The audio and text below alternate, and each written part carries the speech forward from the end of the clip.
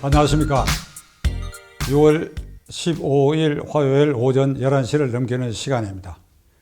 6월 11일 금요일 국민의힘당 이준석 대표가 선출된 지 오늘 나흘째를 맞이하고 있습니다. 그 나흘 동안 이준석 대표는 따릉이를 타고 또 지하철을 이용해서 첫 출근을 했다. 경선 과정에서 정치자금을 모금한 1억 5천만 원 중에 3천만 원만 소비했는데 1억 2천만 원을 당 금고에 반환이 아니죠. 자기가 써도 그만인데 기부하겠다.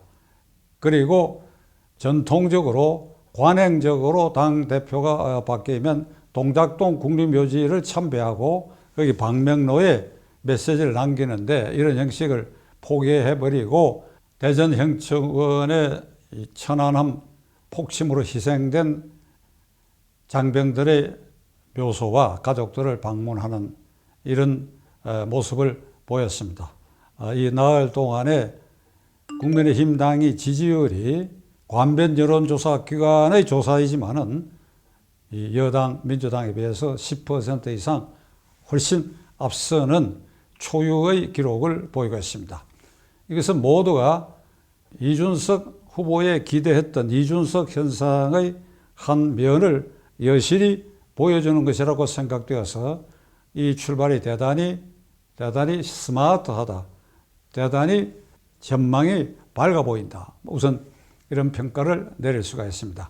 저는 6월 11일 금요일 국민의힘당 전당대회에서 이준석 대표가 선출됐다고 하는 발표가 있고 1시간 만에 저의 이 유튜브를 통해서 이 대표가 넘어야 할 4가지 장애물에 대해서 말씀드렸습니다. 1. 김종인 위원장을 기획해서 지우거라. 2. 국민의힘당 내외에도 찬동하는 이가 있고 그리고 문정권 실세들이 마지막 순간에 도모할 위험이 있는 내각제. 내각제지만은 대통령은 형식상 선거를 뽑으니까 그러니까 이원 집정제 개헌을 도모할 그런 예비적인 그런 움직임에 대해서도 이걸 박살을 내야 된다. 셋째로는 국민의힘당 대표는 야당 당수니까 문재인 정권의 폭정에 대해서 당당히 맞서는 모습을 보여야 된다. 넷째로는 무슨 일이 있어도 범야권 후보는 반드시 하나로 단일화되고 이 모든 걸 걸어라. 생명까지도 그럴 수 있다. 이런 말씀을 드렸는데 오늘은 첫 출발이 나흘째 아주 산뜻한 만큼 역시 우려와 그리고 이 대표가 명심해야 할 부분이 한 3가지 정도 있지 않느냐. 그것을 별도로 다시 말씀드리도록 하겠습니다. 첫째는 그가 말하고 있는 샌드위치 또는 비빔밥 이론입니다. 그러니까 정책도 다양한 의견을 폭넓게 수용할 수 있어야 된다. 샌드위치 또는 비빔밥 안에 다양한 식품 자료가 들어가는 것과 마찬가지로 사람도 당 내외에서 다양한 의견을 가진 사람을 폭넓게 포용해야 된다. 그 샌드위치 또는 비빔밥 이론 그런 방향으로 가야 된다라는 것을 상징적으로 말했는데 저는 동의하고자 합니다.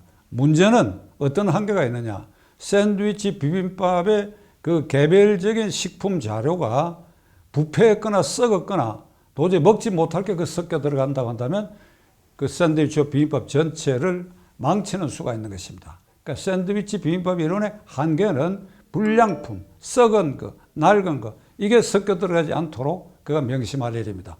정책도 마찬가지고 사람도 마찬가지입니다. 그를 지지했다고 해서 맹목적으로 그 주위에 요직 또는 선거대책위원회에 함부로 포진시키거나 하는 일 이건 절대로 삼가고 조심해야 할 부분이다.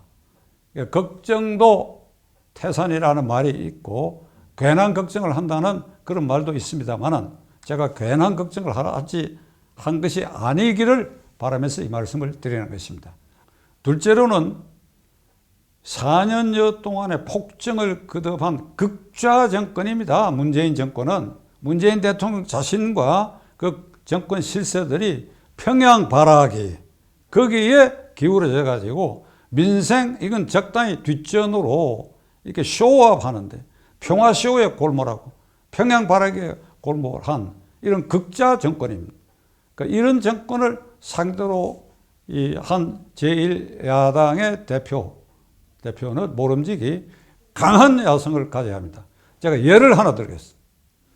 TBS의 김어준 프로 서울 부산시장 선거의 보궐선거에서 압승을 했습니다. 그게 서울시가 세웠고 실질적으로 현재도 서울시 예산이 대부분 들어서 운영되는데 그 김어준 씨 하나 어떻게 하지 못하고 있잖아요. 선거운동 기간 내내 편파 방송을 했어요.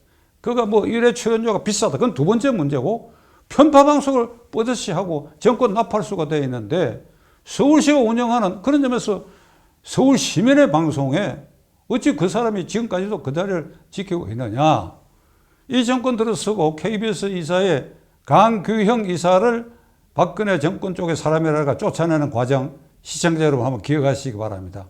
그 사람이 쓴 법인카드를 사사집 뒤져가지고 김밥 3,000원짜리 먹은 것도 이 직무 외에 사용했다는 거 트집 잡고 그가 대학에 강의하고 있는데 강의실 바깥에까지 가서 마이크로 장구와 북을 치고 강의를 파괴하고 급기야는 그의 딸 유치원까지 찾아가 가지고 그 유치원의 교육을 방해하는 이런 아주 악랄한 방법을 보였습니다. 이게 이 문정권의 속성입니다. 그렇다면 야당 대표된 이가 그 의견도 들을만 합니다. 그 의견은 안 되겠습니다. 이렇게 부드럽게 해야 할 이유가 없습니다. 그렇게 해서는 안 됩니다. 강하게 맞서야 돼요. 강하게. 문재인 대통령에 대해서 두는 부릅뜨고 강하게 맞서야 됩니다. 만일 저쪽에서 여야 대표 회담을 하겠다면 응하되 그 가서 강하게 얘기할 수 있어야 됩니다. 그러니까 그런 야성을 이명박, 박근혜 그리고 지금 야당이 된 현재까지 그걸 못 보여주고 있다고 저는 생각합니다. 그러니까 이준석 대표에게 이걸 과연 기대할 수 있을까 하는 일말의 불안과 염려가 있는데 강한 야성의 모습을 보여주길 바랍니다. 셋째로는 이준석 대표가 20, 30대의 그런 열망을 등에 업은 게 사실이고 그들의 지지를 당 내에서 받은 것도 사실인데 이 20, 30대 특히 20대는 주택 문제, 취업 문제 그리고 조국 사태에서 보는 것처럼 그 불공정에 대해서 분노했기 때문에 그것이 반사적으로 문재인 정권 비판으로 돌았었고 그 자연히 이준석 후보 쪽으로 쏠렸다고 하는 이 엄연한 사실을 명심해야 됩니다. 그러니까 제가 지금 말씀드리려고 하는 것은 이 대표에게 젊은이들이 자기의 실생활과 관계되고 그리고 사회 문제에 있어서 불공정한 여기에 국한돼 가지고 반문 정서로 돌아선 거 거기에 플러스 해가지고 이 정권이 평양을 어떻게 바라보고 있다. 김정은 체제가 어떻게 극악무도한 체제다 하는 것에 대한 인식은 상당히 결여되어 있다고 저는 생각합니다. 이 점을 이준석 대표가 이들에게 이걸 깨우쳐야 됩니다. 왜 우리의 자유민주주의 질서 체제가 북한의 김일성, 김정일, 김정으로 내려오는 3대 황습 체제에 비해서 월등하며 저 체제는 지구상 200개 국가에서 현재 유일하게 황제 세습 체제라고 하는 것 그리고 전 국민을 포로순수에 가둬가지고 비판자는 여지없이 처단하고 수용소에 보낸다고 하는 이 엄연한 사실에 대해서 20, 30대가 그런 점에 있어서도 이 자유민주 질서를 지킨다고 하는 그것이 오히려 앞서는 그런 마음먹이로 돌아서도록 이 대표가 그들을 설득할 필요가 있다고 저는 생각합니다. 첫 출발이 산뜻한데 제가 우려되는 얘기를 계속한 감이 있습니다. 모든 것이 내년 3월 9일 대통령 선거에서 범야권의 단일 후보가 반드시 당선되어서 극좌 세력으로부터 이 정권을 탈환해야 된다는 그런 초심 때문에 제가 그런 노파심 때문에 이런 다소 귀에 거슬리는 말을 할 수밖에 없었습니다. 이준석 대표에게 기대하는 바가 크고 그리고 반드시 이러한 우려를 씻어주실 것이라고 믿습니다. 경청해 주셔서 감사합니다.